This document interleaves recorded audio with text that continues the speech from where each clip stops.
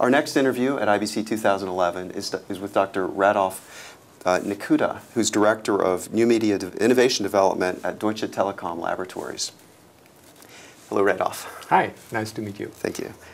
We've heard a lot about the idea of the second screen here at IBC 2011 and the opportunities that poses and some of the challenges. Could you tell us a little bit about how it strikes you and what your opinions are on the second screen? No, I think it's a very interesting development, and it's a big chance for TV in the sense of getting more interactive. That means getting the customer in. As we have seen in the past, everything which had to do with interactivity failed more or less because it was bound to the classical remote control. Mm-hmm. And what we see here, by introducing smartphones or webpads, iPads as a second screen, the customer has learned interactive behavior with these kind of screens. And that means the moment he has a screen in front of him or her, he's ready or willing to interact. Mm-hmm. And that means interacting then with TV content in various senses is easier for him to accept. And that means his mood is more into a jump-in mode. Mm-hmm. And I think this creates great opportunities. And so we might see in the end that interactivity or interactive TV could fly. Mm-hmm. But I think the big challenge is usability. And I think the industry now is in a trial and error mode and seeing how the second screen should be activated, how the content should be split, and because usually it's also a usability question when you have to look up and down. Mm-hmm. So we have to see how the customer reacts to that kind of switching between the big and the smaller screen in a way. Mm-hmm. Because usually with a remote control you have tactile feedback, yes. But with a smart screen, with a flip screen, you don't. Uh-huh. So I think we will see in the next 2-3 years a lot of trial and error, and I think in the end we will see best practices, okay, which will be incorporated by all major TV operators. Okay, so there's a future here. Definitely, I think, and I think it's more related to the bigger second screens. The smartphones, mm-hmm, I'm not so sure about, but I think the webpad or iPad has a big future, yeah, in connection with the big screen. So there's a user behavior is already, right. Consumers are being trained already on these devices. Definitely. So which is a plus, right? They're accepting the way they interact with these kind of devices. Mm-hmm. And the iPad has pioneered, mm-hmm, the way for this. Android is catching up, mm-hmm, with the same kind of usability experience. And then once it's learned consumer behavior, then it's easy. Then right, the consumer is willing to interact with the device. Then it's a question how you design the interactivity between the content and the device. Yes. So another trick is linking it to the television. So here's an installed base of, yeah, iPads or webpads. And your job partly is to link it through your infrastructure, right? Yeah, not only through our infrastructure, but also to connect it to our services and, mm-hmm, see what is the right user experience, what to put on the second screen, what not to put on the second screen. Mm-hmm. And so we also have to go through a phase of experimenting with user interfaces. It means also the user interface on the TV has to be adapted.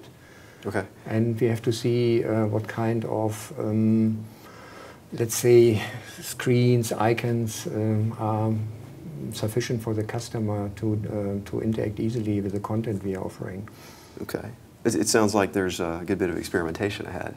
Definitely. And trials. And, if you walk here around the IBC, mm-hmm, you see a lot of different approaches. Mm-hmm. And some of them I find quite astonishing and I think very well. But still, it's the consumer who decides, yes, what he does like or not.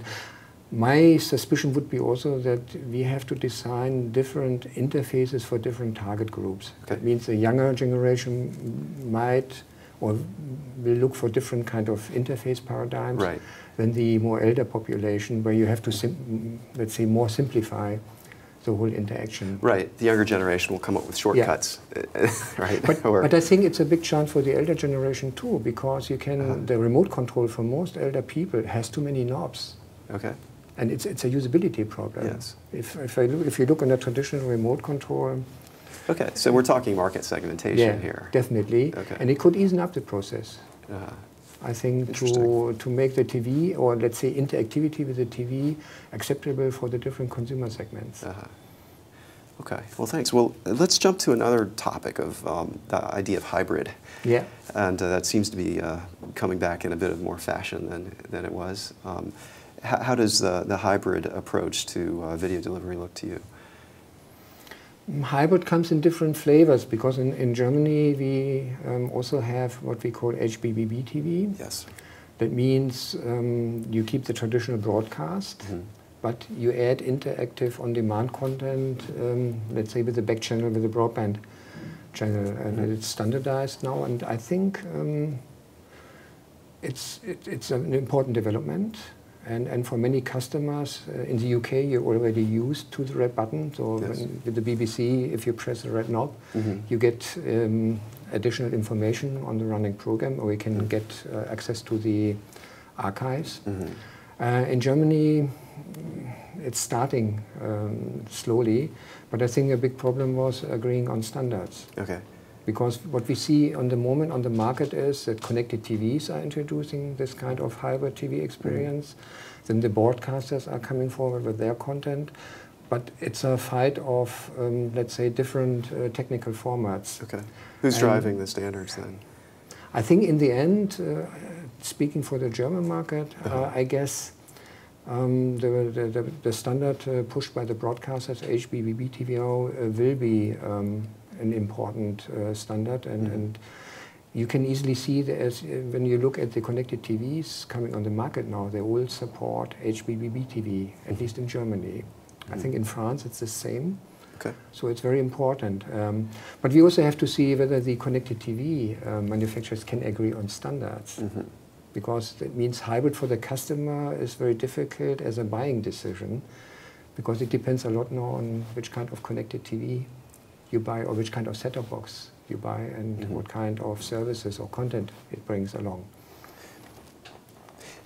Yeah, among those services and kind of opportunities on whether it's a connected TV or the second screen, I've heard a lot of somewhat technical discussion about advertising, the advertising opportunities. Is that another, are we at an inflection point, do you think? Will that be growing, and are there almost greenfield opportunities out there for new advertising inventories?